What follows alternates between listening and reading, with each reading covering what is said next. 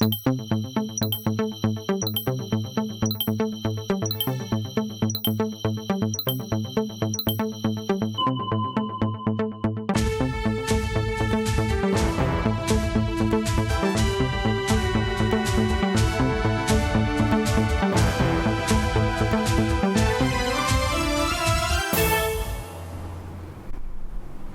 sommaire de ce 20h, la cérémonie d'ouverture de la Semaine nationale de la culture à Bobo-Dioulasso. C'est dans un stade plein à craquer que les activités ont été lancées par le président de la transition lui-même. Nous serons tout à l'heure au stade général Sangoulé-Lamizana pour la 20e édition de la SNC. Dans ce journal, vous aurez aussi le compte-rendu du Conseil des ministres tenu depuis Bobo-Dioulasso. Parmi les grandes décisions prises, un décret portant promotion du port du Faso d'Anfani. Le Conseil a également examiné un projet de loi portant institution de mesures d'incitation fiscale et douanière au profit des petites et moyennes entreprises. C'est parti aussi depuis hier soir pour la 31e édition du festival Jazz à Ouaga. Jusqu'au 6 mai prochain, les amoureux du jazz vont vibrer au rythme de ce festival. La cérémonie d'ouverture du festival Jazz à Ouaga à suivre dans ce 20h. Ravi de vous retrouver pour cette session d'information. Bonsoir et merci de nous suivre. Nous ouvrons ce journal à Bobo-Dioulasso où se tient en ce moment la 20e édition de la Semaine nationale de la culture. C'est dans un stade Sangoulé-Lamizana plein à craquer que le capitaine Ibrahim Traoré a lui-même lancé cette 20e édition. Une cérémonie d'ouverture riche en couleurs que vous découvrirez avec Serge Bassolé et Michael Tougri. Et c'est dans ce reportage. Après le report en 2022 pour des raisons sécuritaires, c'est ainsi parti pour la 20e édition de la Semaine nationale de la culture, SNC. Série de discours et de prestations d'artistes ont marqué les temps forts de la cérémonie d'ouverture de cette biennale de la culture burkinabé ici au stade Aboubakar Sangoulé-Lamizana de près de 40 000 places. Le ministre de la Culture, Jean-Emmanuel Ouedraogo, a d'abord rendu hommage aux forces combattantes tombées pour la défense de la patrie, avant d'ajouter que cette édition de la SNC est la preuve de la résilience des fils, des filles et des fils du Burkina Faso. Sa culture édifiante, une culture portée par le peuple en tant que système de valeurs et ferment de l'unité, de la diversité et de la créativité. Une culture qui permet d'aller au rendez-vous du donner et du recevoir dans le village planétaire en se débarrassant des avatars aliénants de la mondialisation. À juste titre, le capitaine Thomas Sankara a clairement indiqué que la domination culturelle est la plus souple, la moins coûteuse et surtout la plus efficace. À l'évidence, les nations qui connaissent les arts et les peuples qui célèbrent leur culture sortent aisément des meurtrissures de l'histoire. Sous son impulsion et son autorité, toutes les dispositions ont été prises pour que la célébration de la biennale soit à la hauteur de toutes les attentes. Le ministre de la Culture, Jean-Emmanuel Ouedraogo, explique que le choix du thème de cette 20e édition de la Semaine nationale de la culture est une invite à un changement de mentalité. Selon le patron du département de la culture burkinabé, le Burkina Faso ne perd pas l'authenticité, voit la valeur intrinsèque de sa culture en s'ouvrant à la diversité des cultures d'Afrique et du monde. En questionnant la mosaïque ethno-culturelle que nous constituons, nous prenons résolument conscience du modus vivendi qui caractérise notre humanité exaltée, nos valeurs endogènes incarnées, notre union à jamais scellée. Certes, tous autant que nous sommes, avons pleinement conscience que les crises naissent le plus souvent des réalités socio-culturelles et économiques, mais surtout des idéologies et des perceptions qui font le lit de la stigmatisation, de la radicalisation et de l'extrémisme violent. En rappel, cette édition de la Semaine nationale de la culture se tient du 29 avril au 9 mai 2023 dans la capitale économique du Burkina Faso, Bobo-Dioulasso, sous le thème « Diversité culturelle ferment de l'unité nationale ». Les ministres de la Transition ont rejoint le président de la Transition hier à Bobo-Dioulasso pour le Conseil des ministres. De grandes décisions ont été prises au niveau de plusieurs ministères. Au titre du ministère de la Culture, le Conseil a adopté un rapport portant promotion du port du Faso d'Anfani, du Kokodonda et des autres tissus traditionnels. Au titre du ministère de l'Économie, le Conseil a examiné un projet de loi portant institution de mesures d'incitation fiscale et douanière au profit des petites et moyennes entreprises. Les autres grandes décisions à suivre dans ce reportage de Mamidriana Kamabou. Au titre du ministère de l'Économie, des Finances et de la Prospective, le Conseil a adopté un projet de loi portant institution de mesures fiscales et douanières incitatives au profit des petites et moyennes entreprises. Ce projet de loi prévoit des mesures d'exonération de TVA pour les importations d'un certain nombre de biens de production pour une période donnée au profit des PME, des mesures d'exonération des impôts comme la patente, la taxe patronale d'apprentissage, le minimum forfaitaire de perception sur 2 ans et les droits d'enregistrement des contrats de bail sur les 2 premières années. Ce qui va permettre de faciliter l'accès à tout ce qu'il y a comme nécessité pour qu'une entreprise puisse fonctionner, surtout les premières années. Il faut dire que les petites et moyennes entreprises contribuent significativement à l'économie à travers la création d'emplois, à travers les capacités d'innover, à travers également les capacités à être résilients face à la situation difficile que nous vivons. Donc il est de bon temps que le gouvernement puisse prendre des mesures pour accompagner ces petites et moyennes entreprises sur qui nous comptons pour accélérer la création de l'emploi.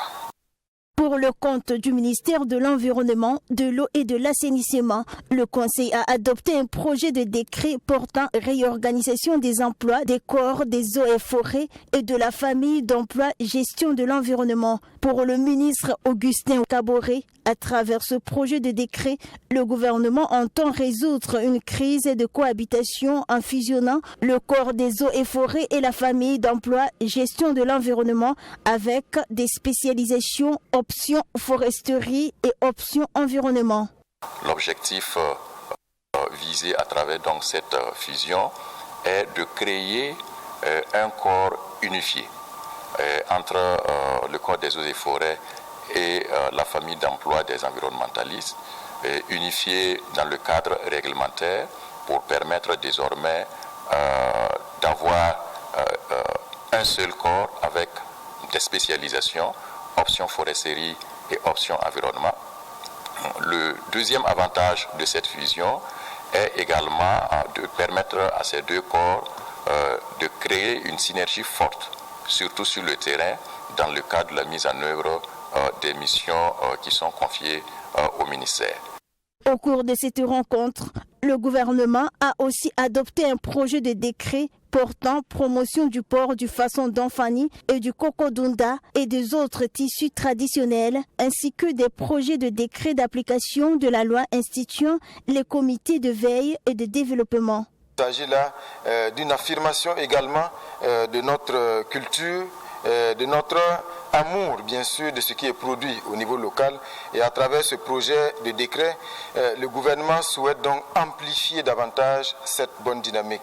Il s'agit notamment donc pour tous les départements ministériels, après l'adoption de ce décret, donc d'adopter des arrêtés nécessaires pour donc préciser les modalités et les conditions de valorisation et de promotion de port de ce tissu. Et au titre du ministère des Infrastructures et du Désenclavement, le Conseil a approuvé la conclusion de 2 contrats pour les travaux d'études, le contrôle et la surveillance dans le cadre de l'élargissement et de la modernisation de la route nationale 4 depuis la voie de Saba jusqu'à l'embarquement de la route de Zignaré. D'un coût global de 88,5 milliards de francs CFA, ces travaux impliquent l'élargissement du tronçon en 2 fois 2 voies, la construction d'un échangeur au niveau de l'intersection de la voie de contournement, la reconstruction du pont de Massili, l'aménagement d'un carrefour au croisement de la route de Zignaré, l'aménagement de la réhabilitation de la voie menant à l'université Thomas Sankara.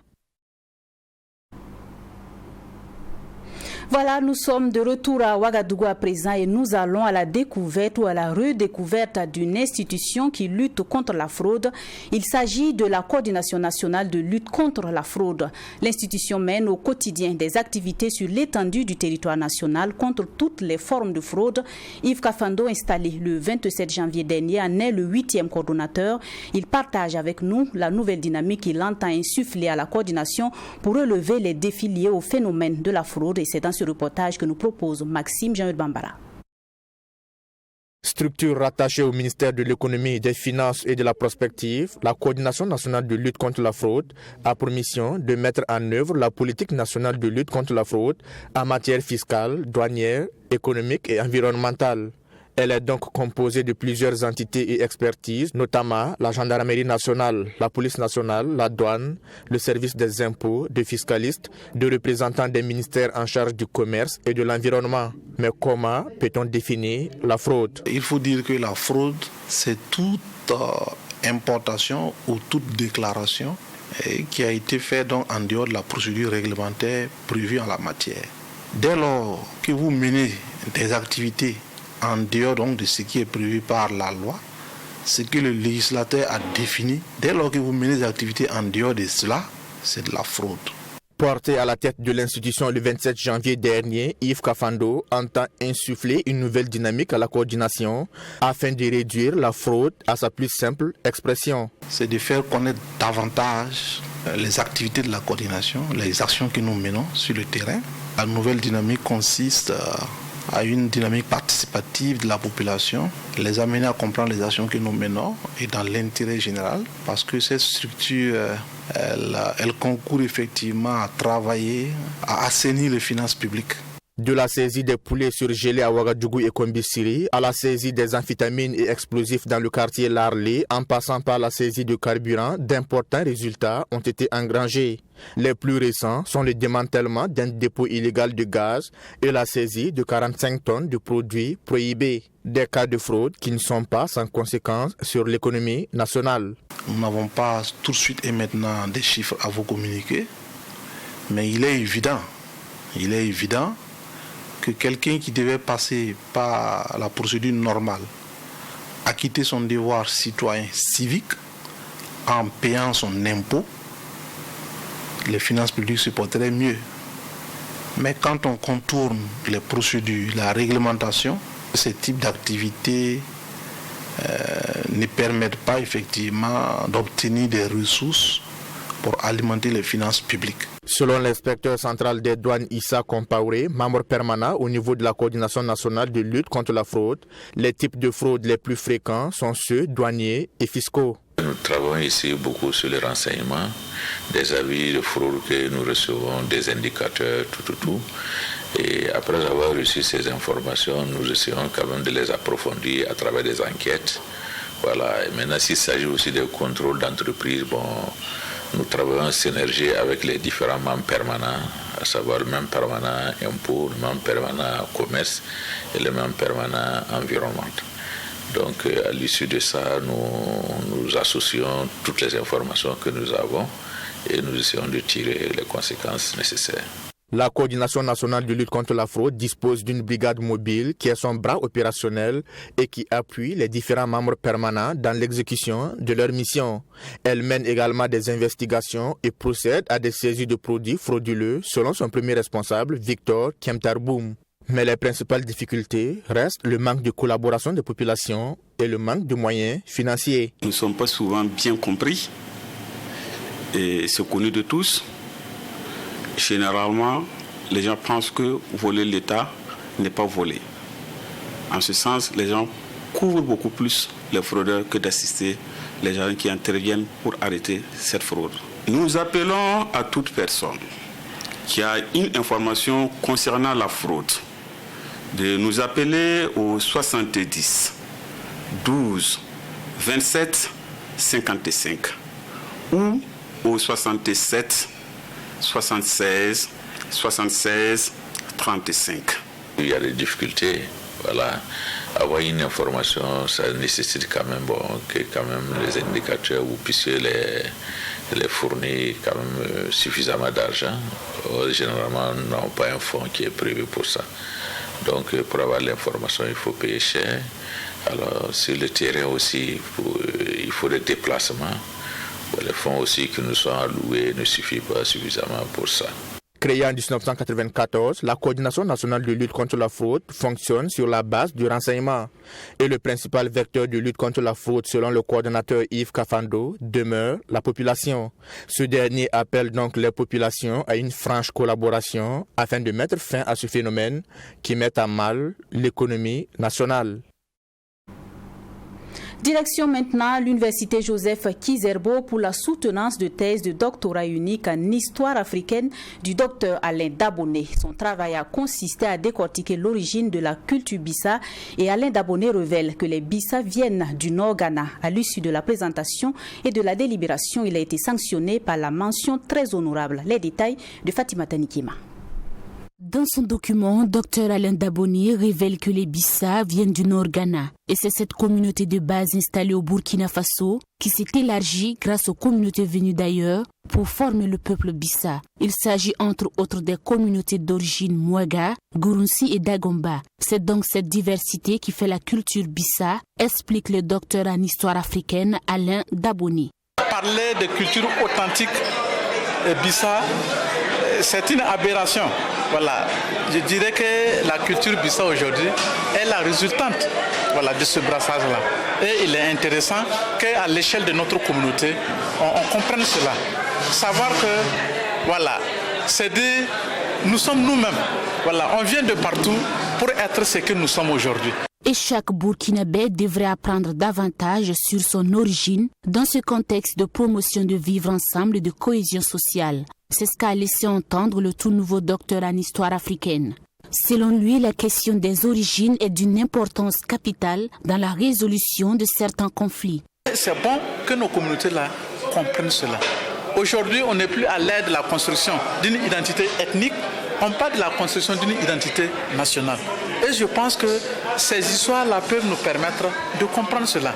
On ne peut pas comprendre qu'à l'époque précoloniale, les communautés, avec leur diversité de provenance, arrivaient à mieux cohabiter, à vivre ensemble, alors qu'aujourd'hui, on a un schéma d'État et malgré tout, on se rend compte que le vivre ensemble, vraiment, on souffre. Le docteur Alain Daboné, pour abroger cette souffrance, compte bien approfondir ses recherches en prenant en compte les suggestions des membres du jury. Son souhait, c'est de divulguer les résultats de ses recherches au profit du grand public et espérer que les politiques aussi les prennent en compte. Nous repartons en culture avec le festival Jazz à Ouaga dont les lanternes ont officiellement été allumées dans la soirée d'hier ici à Ouagadougou. Cette 31e édition va durer 9 jours pendant lesquels les amoureux du jazz vont vibrer au rythme des sonorités d'artistes du jazz venus des 4 coins du monde. Cette année, ce sont plus de 200 artistes et 31 groupes qui vont prester au Sénaza et à Canal Olympia Ouaga 2000. La cérémonie d'ouverture maintenant avec Alexis Winkouni Belemnaba. C'est un festival rythmé de prestations live, cette 31e édition du festival Jazz à Ouaga, œuvrant pour la reconnaissance des musiques métissées et improvisées du monde entier et pour un jazz sans cesse renouvelé. C'est Boni des Pays-Bas qui a ouvert la prestation live. Placée sous le thème Jazz, culture et vivre ensemble, cette présente édition vise la résilience, mais également pour magnifier la culture et la musique, selon le président du comité d'organisation. Quand il y a une crise aussi sérieuse que celle que nous vivons, quand le stress est aussi fort, quand l'angoisse est omniprésente à tous les niveaux, vous savez qu'on se réfugie dans la culture et aussi dans la musique.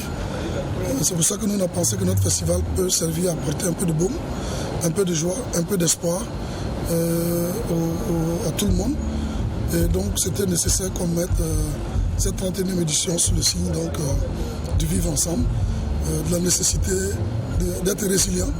C'est un instrument de paix, de dialogue, de liberté et de compréhension mutuelle entre les peuples, indique le président du comité d'organisation. Malgré la situation sécuritaire préoccupante au pays, cette édition a tenu ses promesses. Les héritiers de Ali Farga Touré du Manding ont marqué leur présence. Tenant le public en haleine, ils vibraient au rythme de leur sonorité. Les corps diplomatiques présents au Burkina Faso ne se sont pas fait compter. S'il y a bien une chose fondamentale qui caractérise cette musique, c'est sa capacité à réunir les peuples sans distinction de frontières, de nationalité, d'origine, de dignité précise. Abdoulaye Diallo. Malgré la situation difficile, on est resté vraiment dans nos standards. On a fait, comme on a l'habitude de dire, faire plus, sinon autant que l'édition précédente. Je pense que si vous comparez la 30e édition à la 31e, vous verrez qu'en termes de programmation, en termes d'ambition, c'est plus, voire même autant, au minimum autant que la 30e édition. Donc oui, on a une programmation très élevée, on a été très ambitieux, on a quand même 9 soirées, du 28 avril au 6 mai, on a de très grosses pointures. Pour cette 31e édition du Jazz à Ouaga, c'est plus de 200 artistes et 31 groupes qui tiendront en haleine les amoureux du jazz sur les 2 sites prévus pour l'occasion, notamment le Sénasa et le Canal Olympia Ouaga 2000 pendant 9 jours.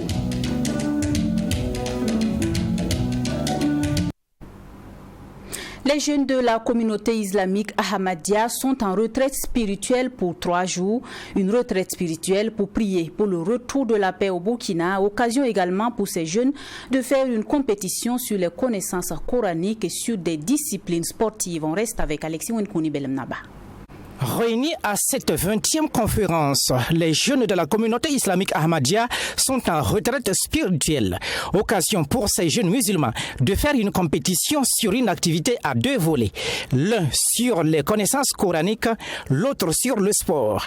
Ces 2 volets réunissent chacun cette discipline. Initiée par les premiers acteurs de cette communauté musulmane Ahmadiyya, l'objectif est de travailler à avoir une jeunesse consciente qui participera au développement de la nation burkinabé et rehausser l'image de ce pays. Que cette activité est toujours pour les formations de membres, nos jeunes. Si nous voulons que ce qui est nécessaire, que comme DG a donné le message, que si nous voulons que les pays développent, les pays avancent, il faut que nos jeunes soient bien formés. Et cette occasion, c'est pour formation. Formation de nos enfants, nos jeunes.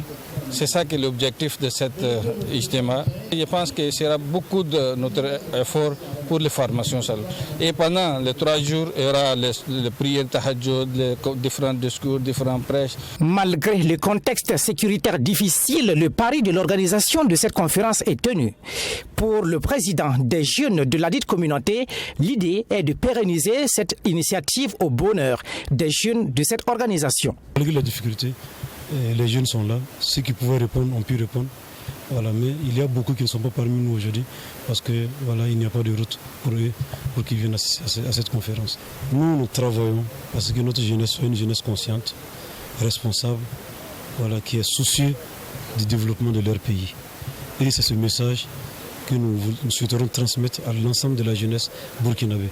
Il faut que nous soyons une jeunesse consciente, responsable, qui travaille pour le bien-être, voilà, de son pays. L'initiative est encouragée par la direction de la jeunesse et de l'éducation permanente qui parle d'éveil de conscience de la jeunesse qui est une transmission de valeurs. Sa structure ne peut qu'associer son image. Il y a des formations qui sont prévues, donc c'est une transmission effectivement des valeurs. Et quand on parle de jeunes, on parle effectivement de besoin d'acquérir des valeurs pour que ce soit des jeunes qui puissent être, j'allais dire, des hommes entiers, des hommes à part entière qui vont donc porter le développement du Burkina Faso. Les jeunes puissent effectivement acquérir non seulement des compétences mais des valeurs qui vont faire d'eux effectivement des hommes de demain. Cette conférence sur la spiritualité et du développement physique réunit plus de 1000 jeunes venus des 13 régions du pays. Cette retraite spirituelle dure 72 heures. Actualité hors de chez nous, la présence de la MINUSMA n'est plus désirée au Mali. Ce vendredi, des centaines de personnes se sont rassemblées au palais de la culture de Bamako pour demander le départ de la mission onusienne. Ces manifestations interviennent après une décennie de présence de la MINUSMA au Mali. Regardez. Après une décennie de présence, la mission de maintien de la paix des Nations Unies au Mali a appelé à faire ses valises. Vendredi, des centaines de personnes l'ont fait savoir lors d'un rassemblement à Bamako à l'appel des groupes politiques proches des autorités de la transition. Pour ces groupes, la mission onusienne n'est pas sans reproche. Je veux parler ici de la MINUSMA. Cette force onusienne spécialisée dans la manipulation, cette force onusienne de la division, de la discorde, des accusations gravissimes aux droits de l'homme. Ounanako Sanfla, ils sont venus pour 2 ans. Depuis combien de temps est-elle là? Quand on vient avec l'intention de partir, il faut faire un plan de retrait. Alors qu'ils réaffirmaient leur attachement à la Russie, les manifestants ont menacé d'obtenir le départ de la MINUSMA au forceps en cas de besoin. La présence de la MINUSMA n'est plus d'actualité. Nous pensions que la MINUSMA était venue pour sauver le pays. On pensait qu'elle travaillait en toute transparence. Mais ils sont venus au Mali pour autre chose. Nous ne sommes plus d'accord avec la présence de cette force. La MINUSMA est présente au Mali depuis 2013. Elle comptait 12 237 militaires et 1598 policiers au 1er mars. Voilà, c'est tout pour cette édition. Merci de l'avoir suivi. Excellent week-end à toutes et à tous.